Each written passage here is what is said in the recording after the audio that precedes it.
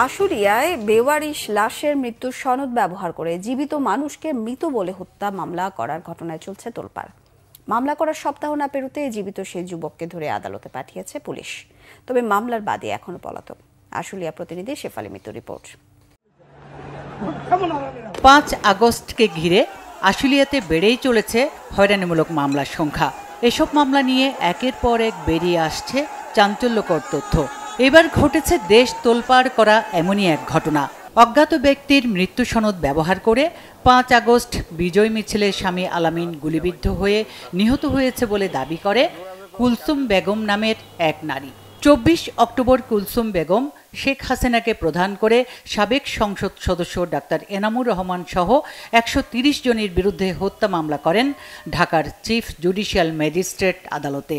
মামলায় বাদ যায়নি সাধারণ মানুষ সহ মসজিদের ইমামের নামও। এ নিয়ে এলাকায় তোলপাড় শুরু হলে বাদীর সন্ধানে নামে র্যাব পুলিশের পাশাপাশি মামলার আসামিরাও। কয়েকদিনের চেষ্টায় সিলেট থেকে ধরে আনা হয় সেই ভিকটিম আলামিনকে। পুলিশের কাছে এসে আলামিন এসবের কিছুই জানে না বলে জানায়। কুলসুম আমার ওয়াইফ, এখন ও কিসের জন্য এই হত্যা মামলাটা সাজাইছে এটা আমি বলতে পারি না। ও 2.5-3 মাস আগে সে আমার সাথে রাগারাগি করে ওর বাড়িতে চলে আসে। আসার পর আমার সাথে আর কোনো যোগাযোগ হয় নাই ওর। তারপর এই 2-3 দিন আগে যাদের উপরে মামলা হয়েছে ওনাদের একজন আমার ফোন দিছে, ফোন দিয়ে এই বিষয়ে বলছে। বলার পর আমি আমার ফ্যামিলির লোক ধরে জানাইছি। ওনারা আমার দক্ষিণ সুরমা থানা, আমাদের থানাতে নিয়ে গেছেন। নিয়ে যেয়ে এখানে জিডি করা হয়েছে। জিডি করার পর আমার এইখানে নিয়ে আসা হয়েছে। বেওয়ারিশ লাশের সুযোগ নিয়ে মুকলেস এবং রুহুলের সহযোগিতায় ওরা এই ডেথ সার্টিফিকেটটা নিয়ে যে বাদী নিয়ে কুলসুমকে দিয়ে কোর্টে একটা মামলা করায়। এরপরে প্রত্যেকের কাছে টাকা দাবি করতে থাকে যে আমরা টাকা দিলে নাম কাটাই দিব। তখন থেকে আমাদের সন্দেহ হয় যে এটার সাথে কেউ জড়িত আছে। তখন আস্তে আস্তে আমরা সত্যটা বাইর করি।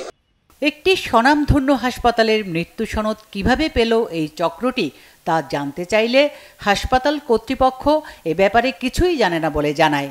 তবে 5 আগস্ট গুলিবিদ্ধ অবস্থায় একটি লাশ হাসপাতালে পাওয়ার পর তার পরিচয় না পেয়ে 7 আগস্ট বেওয়ারিশ লাশ হিসেবে আশুলিয়ার দরগারপাড় কবরস্থানে দাফন করা হয়। কাগজটা আমার কাছ থেকে নেওয়া হয়েছে। কবরস্থানের যিনি সভাপতি আছেন মুখলেসুর রহমান, উনি আমার কাছ থেকে কাগজটা নিছে। বলছে যে এলাকার লোকজন মানে আমরা ফেসবুক দিয়ে এরপরও বিভিন্ন যোগাযোগে আমরা লোকটার ঠিকানা খুঁজে বের করার চেষ্টা করব, যাতে করে ওনার আত্মীয় স্বজনরা আইসা এখানে অন্তত কবর জিয়ারত করতে পারে। আমি তো ওই কাগজটা নিয়ে ওই যে আমার এখানে মনোগঞ্জের রুল আমিন সাহেব আছে, আমি কই দিলাম শিক্ষিত না, আমি মনোগঞ্জে বুঝি না কিছু, তো হেগো কাছে দিয়ে দিছি। এই ঘটনায় এখন পর্যন্ত রুহুল কিংবা কুলসুম কাউকেই ধরতে পারেনি পুলিশ। গত 8 তারিখে অত্র থানায় একটি মামলা দায়ের হয়, বিচারিক আদালতের মামলা, কোর্ট পিটিশন মামলা। পরে ভিকটিম আমরা জানতে পারি ভিকটিম নাকি বেঁচে আছে।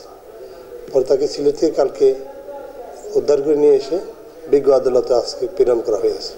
যাদের ইন্ধনে এমন হয়রানিমূলক মামলা হচ্ছে সেই মূল হোতাদের দ্রুত আইনের আওতায় আনার জোর দাবি এলাকাবাসীর। Bangla vision news desk.